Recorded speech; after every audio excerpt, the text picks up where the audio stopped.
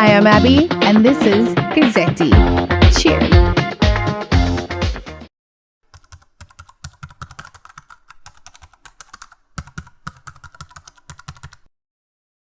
I hate to start off the answer to this question, but I am divorced. But the one thing that's great about my divorce, is that my kid's dad and I get along really well. We co-parent really well. It took us a really long time to get there, though. But we got there eventually, because at the end of the day, it was about our kids. And I think that also falls into the love spectrum. There's no greater love than a parent to a child. So we worked together on that. We put ourselves and our selfish needs aside and basically just said, we're going to, do this for the kids. And I could have gone back home, and, had the support that I needed or whatever. But I didn't want to break up my family. I didn't want my kids to, not have their dad around all the time. And I think this is something really vital that a lot of parents, or parents who are separating or getting divorced, or just not together, needs to understand, that it's so vital to have the father figure, unless he a little bit cray-cray. To have the father figure in their lives, it's really, really important. And you can see I'm very, very proud of how my kids have grown and how the people that they are today, because they're adults. So I'm very proud of that. I'm proud of what I've done, their dads managed to achieve, with them.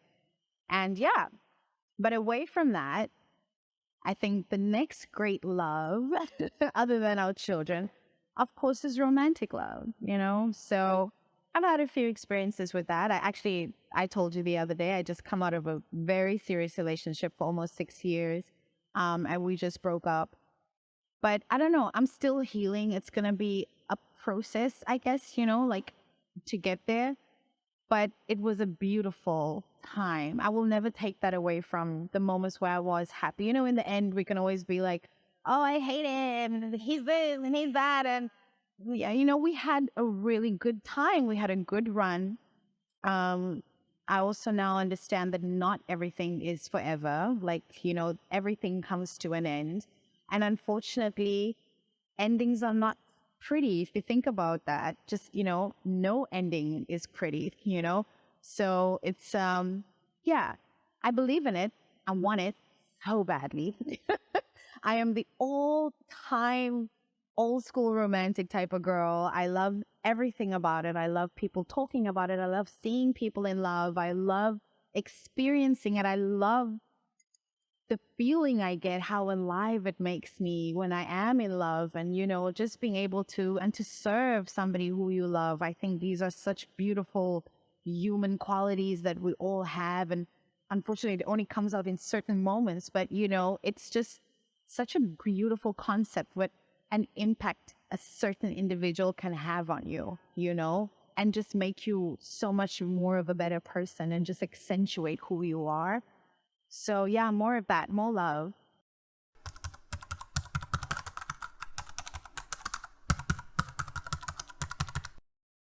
I've been through a lot. It's not something that I talk about a lot, but definitely I'll be addressing it in my book. But there's a lot of things that I've gone through in my life, and somehow, some way, I don't know why, I just honestly believe that God has these amazing angels watching over me, because I've managed to hold on to my joy. And I think the first time that I realized the importance of holding on to your joy was after my divorce. Divorce is extremely soul wrenching. I don't think anybody can say, oh no, mine was worse or mine was worse or whatever. Well, I'm sure there are cases, but just in general, it hurts both people. It's not just one party that is being hurt. So after that, I realized how much of my joy I lost. And that is not something that I ever wanted to have for myself or even my children. So, being honest with yourself, living authentically, being truthful, these are really, really important skills that you need to learn that will take you so far. I don't know. Yes, it worked for me. It might not work for somebody else. I'm not a therapist, but my therapist tells me that I'm doing really well. So, and I really appreciate her for that. But it is really, really important to hold on to things that make you happy. Surround you with things that make you happy. You know, happy is very relative, but if you understand what makes you feel good inside, then that's all you need. You don't have to succumb to the pressure of social media or today's lifestyle or whatever anybody is doing. If you want to live in a mountain and not have to deal with umeme, and you can go and do that, you know, because that's what brings you peace. You don't need anybody's approval. A lot of parents are going to hate me right now for saying this, but it is so true, you know. I refuse to push my kids into a box. I refuse. I give them the freedom of thought. I give them the freedom of provocation. I give them the freedom of perception, you know, like just let them be who they are. I will try to always be there if they fall to catch them, because as a parent, that's my job. But I'm not going to hold them back and, you know, minimize what it is that they want to achieve or want to do, or, you know, that's not my job. My job as a parent is to catch them. My job as a parent is to equip them with the skills in order to deal with life, you know, give them the tools that'll make them better or make them survive or thrive even, you know. But holding them back is definitely not one of them. That's not what I want to do. And I don't want anybody to do that either. No limits.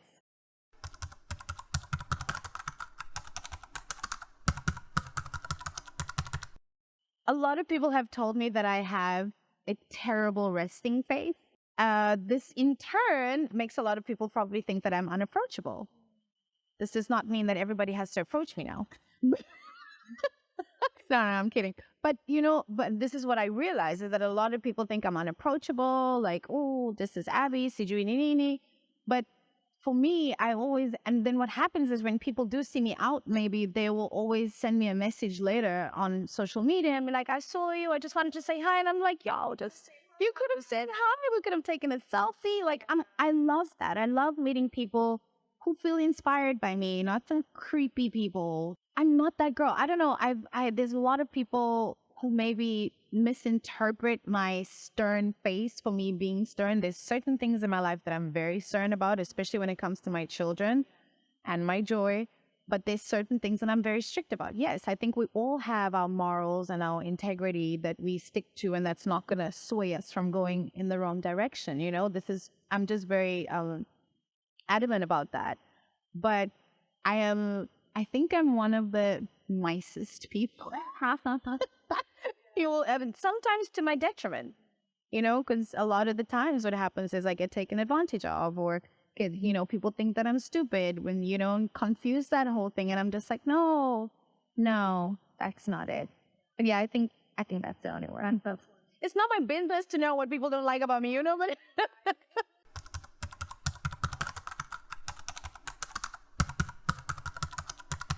if you want to be commercial and become a commercial product, be honest about it. But if you want to be real to who you are and understand that that's probably going to take you a little bit longer and there's probably going to be a little bit more work, then be that person too, you know. But as long as you are real, I don't think that anybody can mess with you when you're truthful, when you're authentic, and when you know who you are and what you stand for. Nothing more, nothing less. I make a lot of money. You want to make a lot of money. I know a lot of people want to make a lot of money, but in the beginning, there's not that much money. Like, honestly, you're going to have to do a lot of work that's going to require you to not earn a lot of money. So, yeah, be prepared for that. Because I think people think it's instant fame and instant money, and it's definitely not. It's definitely not.